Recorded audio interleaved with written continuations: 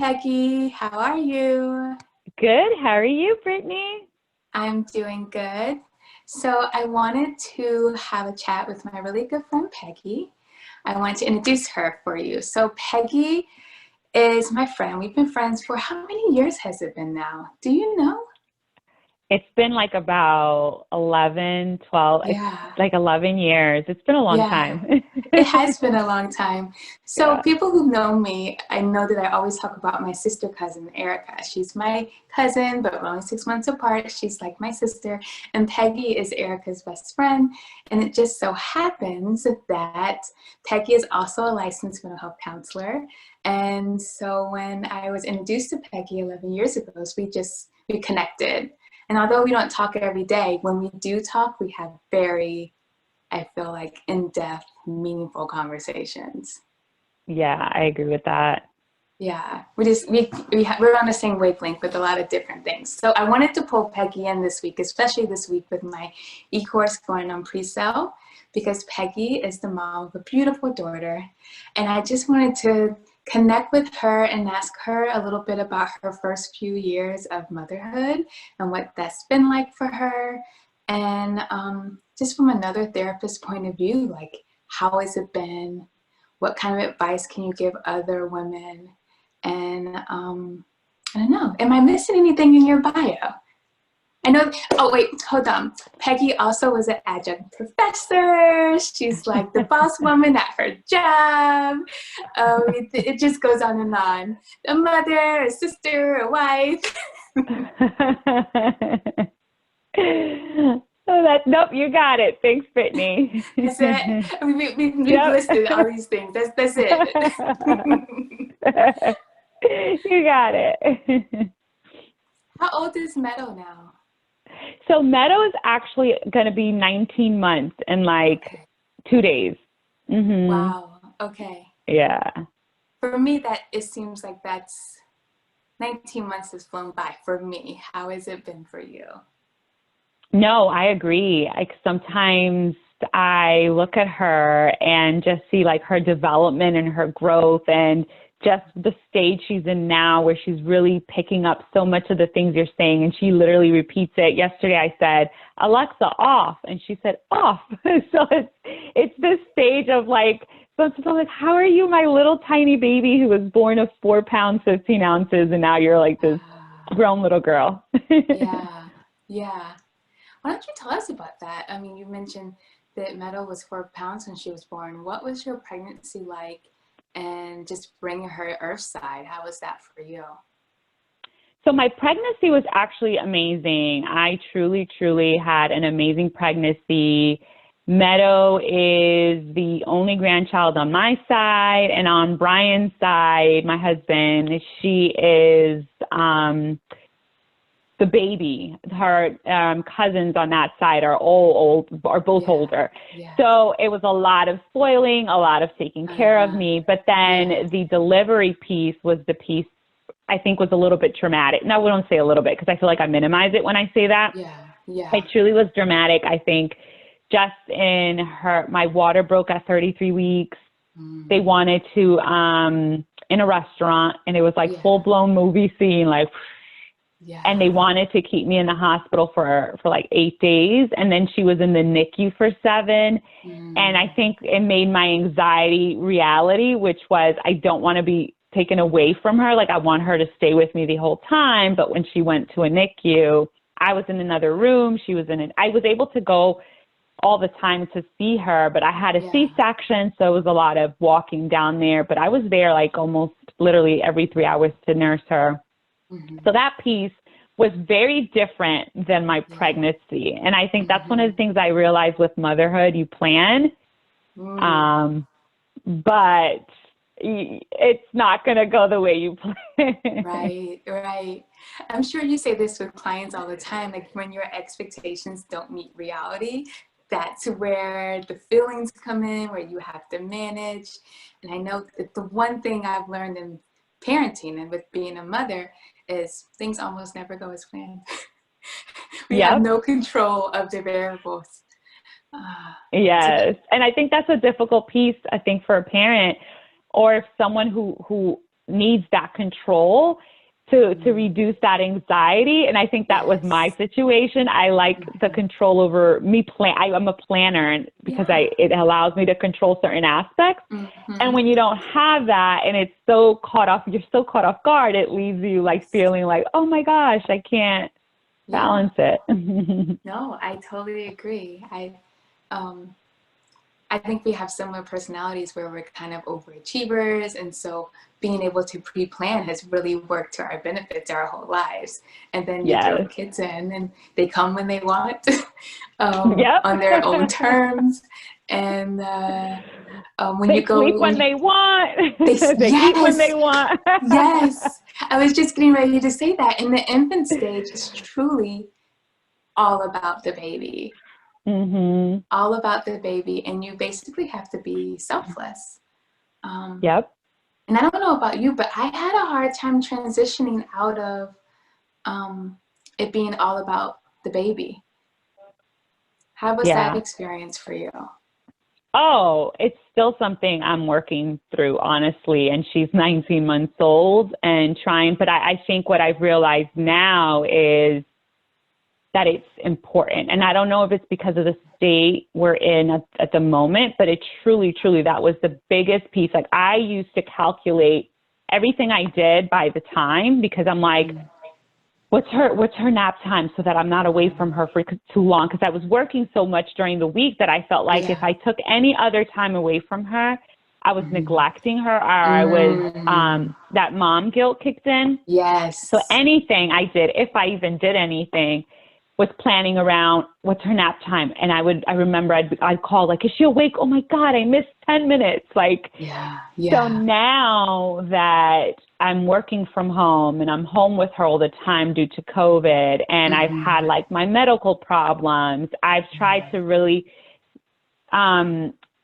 integrate some more of like, it's okay for me to have me time and pull away from that. Right. There's really certain aspects of our society today that really reward this complete selfless mother. And she's put on this pedestal. And in all actuality, it's unattainable. It's not reality. And striving for this, and I'm speaking for myself, it really does more damage than good. And then that mom guilt comes in, because maybe you do take a little bit of time away and you miss 10 minutes and you're beating yourself up about it.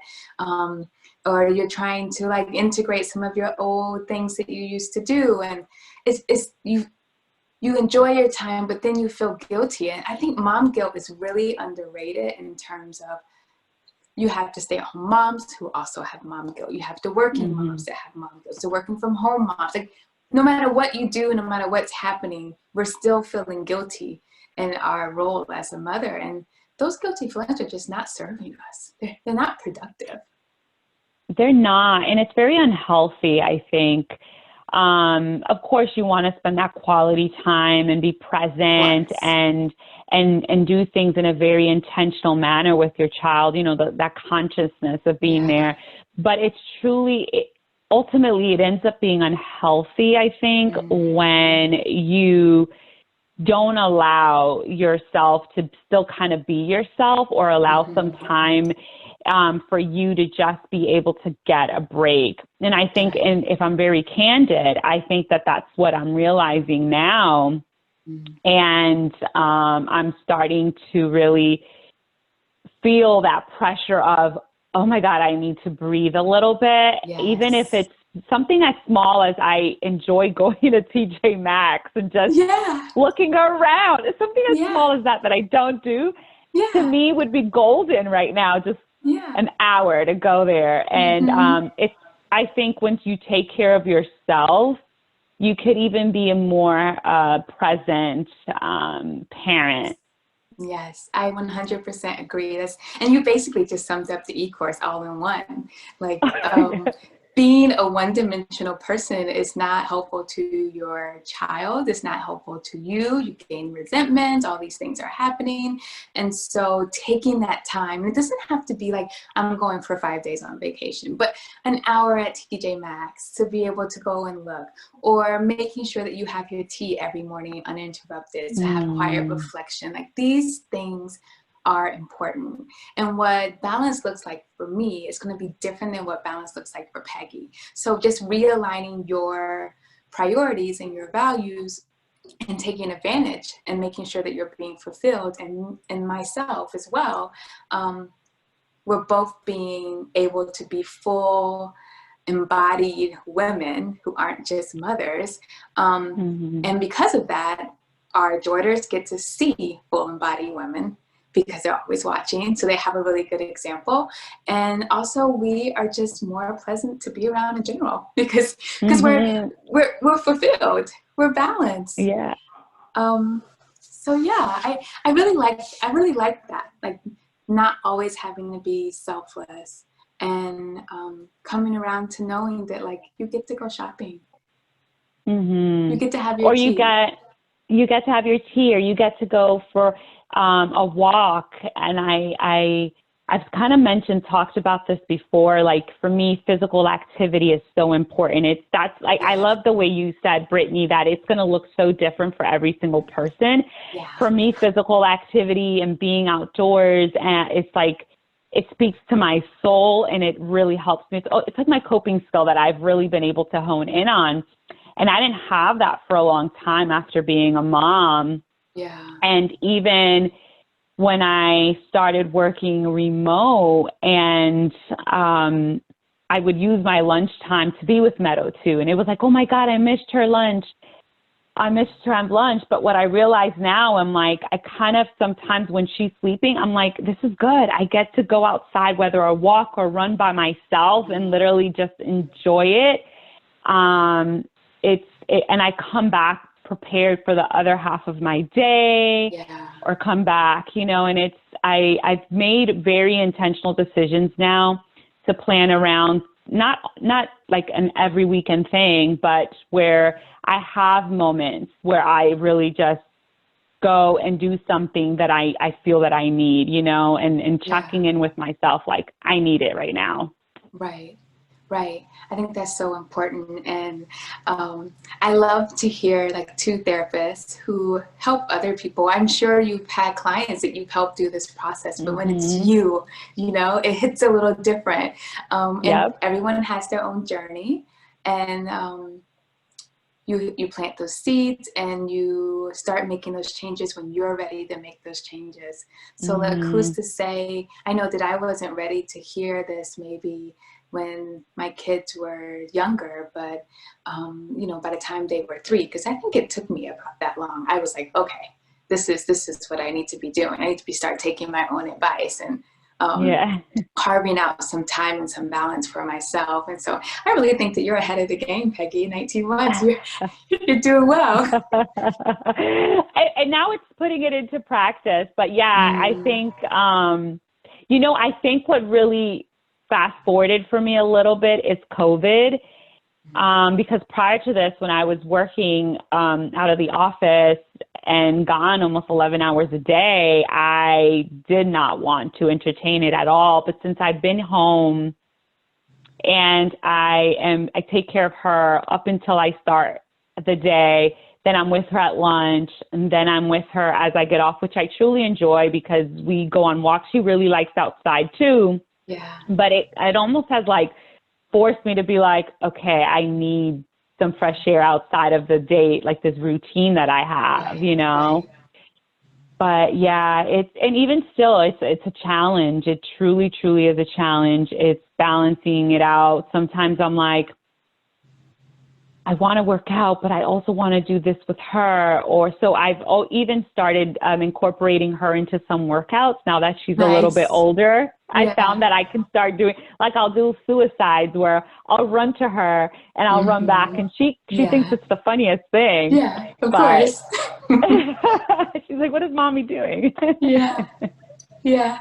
I used to run with the jogging stroller, and both of my girls, you know, they're 3 years apart. They were both like, run faster, and you know, so it's a little bit of motivation. Like, okay, I'm gonna go faster. I'm going. Yeah, I love when they get old enough where you can start to introduce them to things that you enjoy. So you are getting your needs met, and you get to spend quality time as well. You can incorporate both of those together. Yeah, and we have a bicycle. We have bikes, and she has this little trolley, and she actually enjoys getting on there too. So, although definitely having that me time sometime, which I don't get much of, but I definitely try to be intentional, and I try to like put it into my schedule every now and then. At least when I don't have that, like I am able to do things that still satisfy that need that I have along with her. I love it. I love it. Are we missing anything? Is there anything else that you have to tell the World Wide Web about being a mom or the transition? I think for me, one of the biggest pieces, and I don't think every mom, well, to some degree you will, I think I mentioned a little bit, like I've had some medical problems, and I think that was the biggest and most challenging piece for me outside of her being born premature in the NICU. That was really challenging, but I was actually triggered. And the therapist, right? I had to process through it to figure out where a lot of these emotions were coming from. It really took me a little bit, but I finally had like that aha moment, and I realized that a lot of the emotions I was feeling were connected to what I experienced when she was born. But in dealing with my medical problems, like my biggest concern was her and not being present. Like when they're this young, you don't want to take away attention from them. And I was forced to focus on me because it was either that or I wasn't going to be able to be healthy for her. But it was very difficult. Even, I had to have radiation, and I was in isolation for 7 days. Literally, I couldn't be around her because I was radioactive. And I really thought, once the radiation is over and I'm out of this room, everything will be fine. But that's actually when it hit me the worst. And I think that's where I connected that piece to the time she was in the NICU. I had to process through it. Yeah. And I had to really work through that fear of, oh my gosh, like losing her, is so scary, and how having to take time away and not being present. It goes back to that control piece, not being able to control a lot of the pieces and not being there every single day for her. As we feel as a mom, we have to always do it all, and I couldn't. So I think it's just, it's a work in progress, but I think I've been able to really hone in on the idea that that's when I think it really hit me. Like I have to take care of myself so I could be really healthy for her. Yes. That's such a hard lesson for us to learn as mothers. And I think that your lesson was, in your situation, I feel like it was like her death, like in order to continue to be healthy and be on this earth with her on the earth side, you had to put yourself first. You had to sacrifice this time and not break the rules. And I applaud you. You're so strong and persevere, like that's quite a journey to go through. Yeah, I think mainly biggest thing was I kept saying, I wish it would have happened. My diagnosis of thyroid cancer, I wish it would have happened before I had her, or at least when she was older. Again, I only said that because, again, I felt like I was taking away from her. But you know what? She really was okay. Like she truly was okay. Her daddy took care of her so well. I have a village, like my mother-in-law helped me. Yeah. She missed me. And I think that was the biggest thing, is how is this going to impact her? And she's not used to being away from me. I'm always there. I prepare her food. I wake up in the night with her if she wakes up.